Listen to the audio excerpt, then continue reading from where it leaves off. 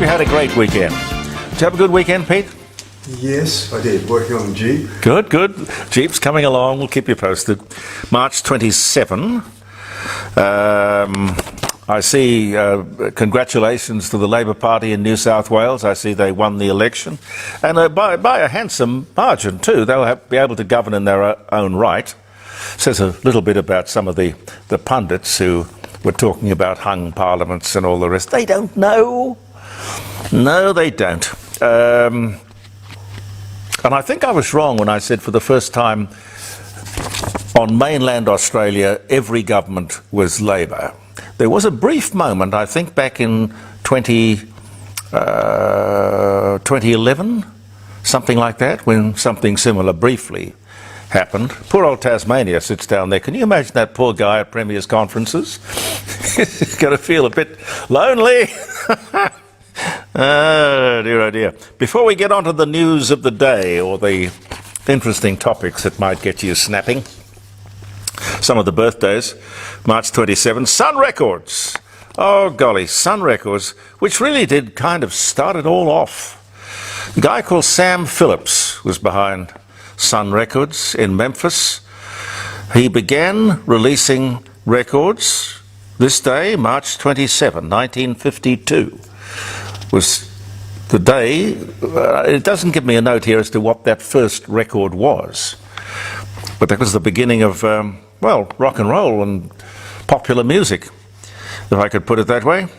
If ever you wondered who invented or patented the shoelace, I know it probably hasn't crossed your mind, but the modern shoelace with an eyelet was patented in England on this day in 1790 by someone called Harvey Kennedy.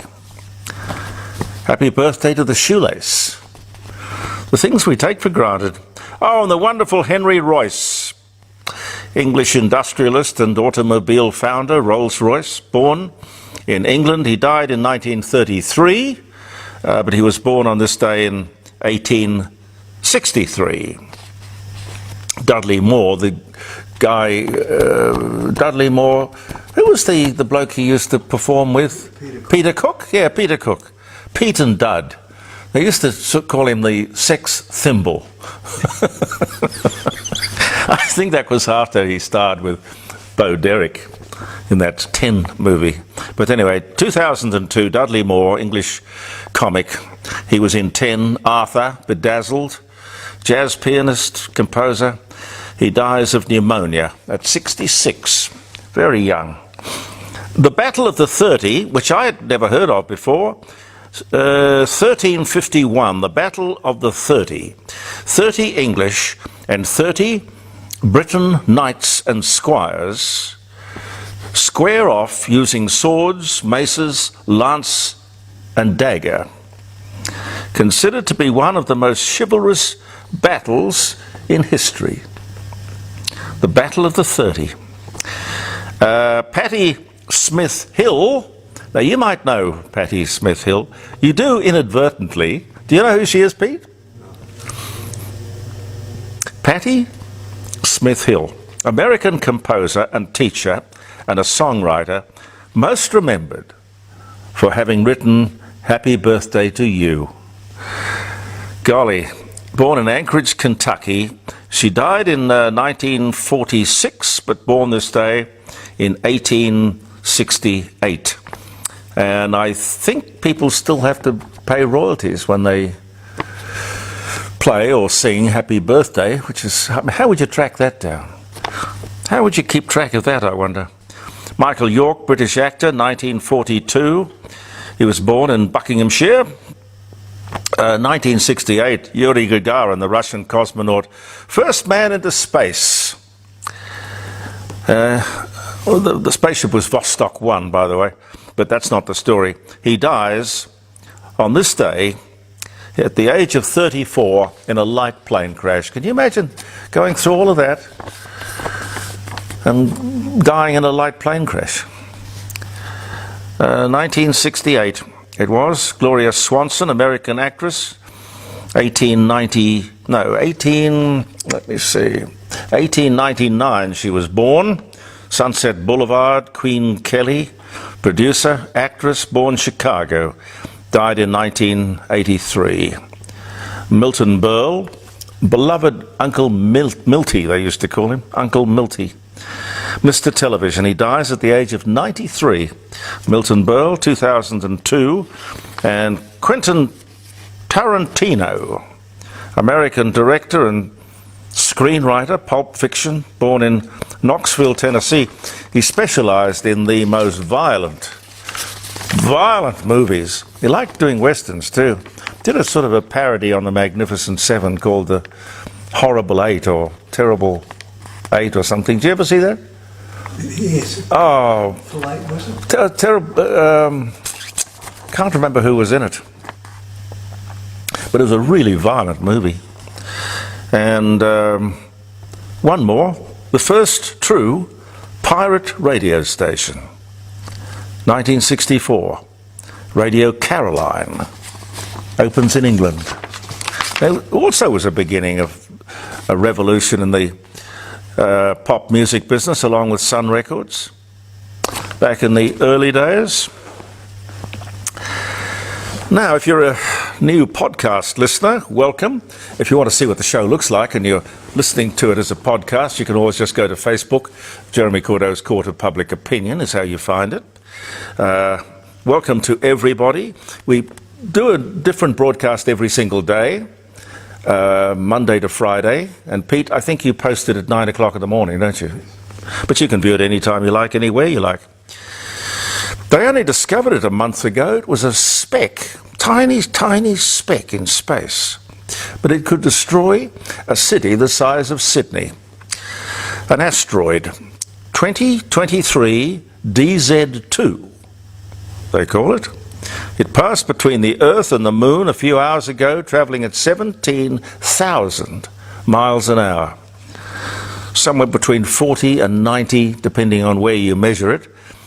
How would they do that? How would they measure something travelling at 17,000 miles an hour? Anyway, they did apparently. It's somewhere between 40 and 90 metres across. So it's not all that big. Anyway, it missed us this time, but it'll be back in 10 years to have another go. We'll see. Interesting little statistic I saw. 500,000 young people. By young people, I mean between the ages of 18 and 24. 500,000 still live at home. I don't know. I couldn't wait to get out of home. Pete, did you get out of home fast or hang around? Early 20s. Yeah, and I think I was about 18 or 19. But, you know, you don't want to reach the point where you sort of wear out your welcome. I mean, your mother will wrap your lunch in a road map. You know. You'll come home and find that she's changed the locks. Things like that. Oh dear. You heard about the strike at the ABC, I guess. And the funny thing was that the people had to be bussed in from home because so many people work at home. They had to be bussed in, brought into the building so they could be pictured walking out. What are you doing? I have faith in you. What are you doing? Do it. Oh, goodness me. I'm here to change the country. Not me, no. So announced the Prime Minister. I'm here to change the country. Sir, I really think you should be here to improve the country. Wow, choking back tears, the Prime Minister of Australia, with so many other problems on his plate, has come forward with the words that will be those words we either vote for or reject at the referendum for the Aboriginal voice to Parliament. Oh yes, and not only Parliament, it's now clear it's the executive as well. What a crock of nonsense. This is not a simple question. It's a loaded question. These words have the ability to change this country as we know it, and not for the better. Or it hasn't been demonstrated for the better. We have an elaborate system of government in Australia and bureaucracy. In fact, we have too much government. These people are honestly setting us up for another layer of bureaucracy, Aboriginal bureaucracy, which, if I'm any judge, can't agree on anything, including the time of day. Yet they are going to be able to control the movement of all legislation in the federal parliament. On top of that, all the state governments, led by South Australia, as of yesterday, will have their own Aboriginal voices. Now, are we seriously going to let ourselves be hijacked? Our economy, our system of government, our very lives, without saying a word? If we do say a word, that word should be no.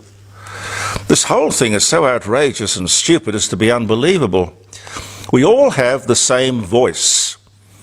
We all have it already. All Australians have, regardless of race or colour or creed, whether you're Aboriginal or Torres Strait Islander or whatever.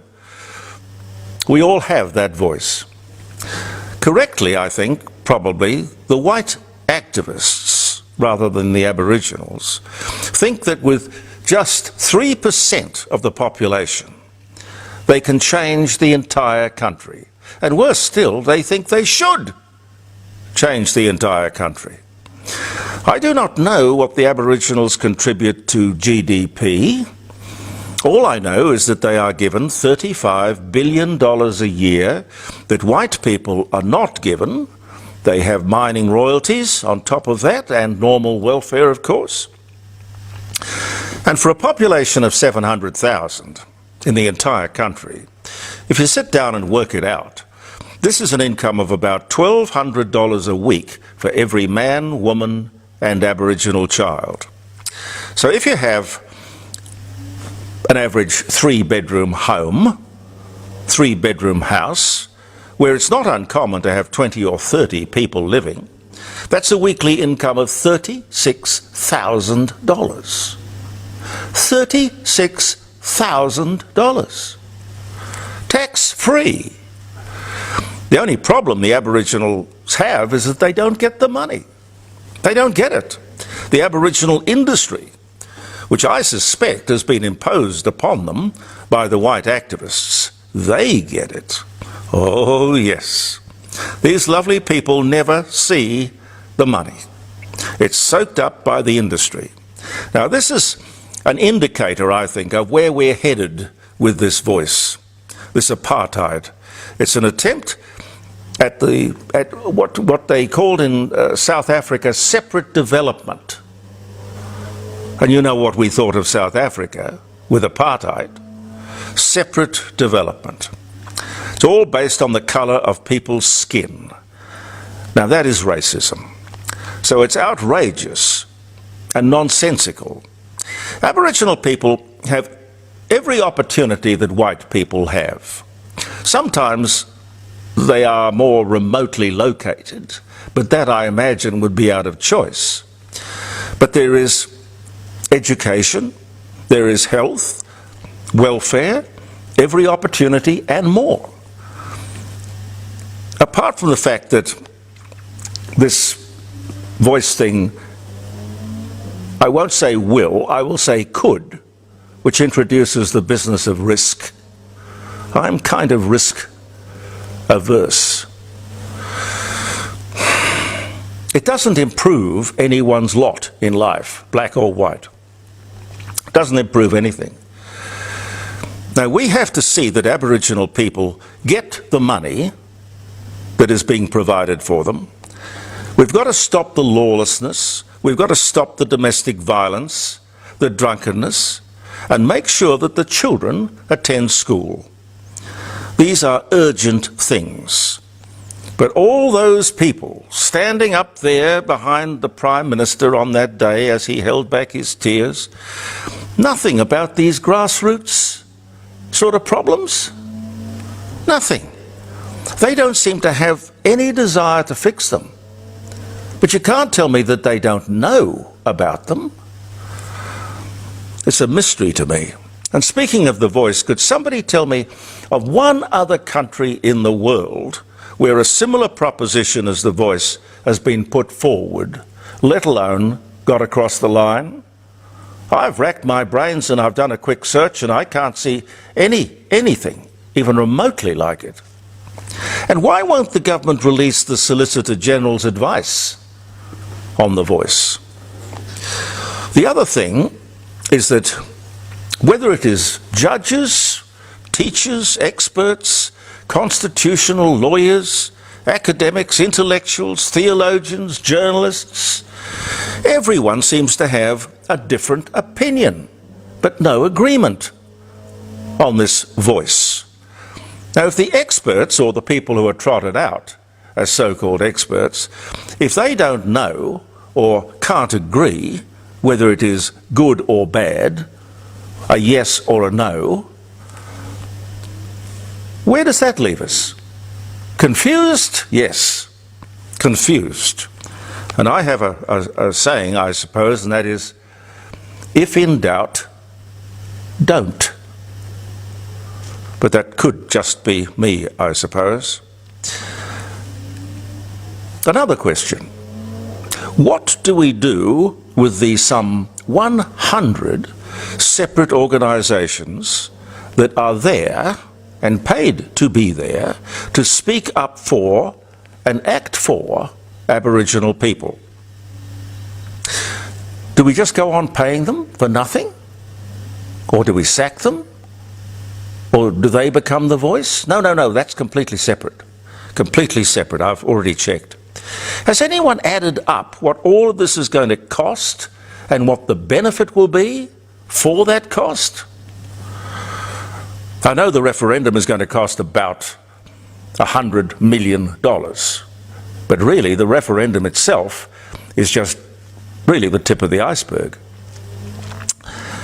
I don't know. I've got no real doubt that the Aboriginal people have been weaponised by the loony left. It's not their fault. Weaponised. It won't be the Aboriginals who will be using this voice, and it won't be the Aboriginals we're listening to speak using this voice. It will be the loony left, with more money, more power than they ever had before. And the Aboriginal people will be no better off. And neither will anyone else, of course. Seriously. Seriously, is anybody going to vote for that? I can't imagine that being the case. Tomorrow, and I don't want to spend, oh God, every program on the subject, but it is incredibly important. Jacinta Price, the senator from the Northern Territory, she sent Pete a letter some days ago. It was about the middle of last week, I think, wasn't it, Pete?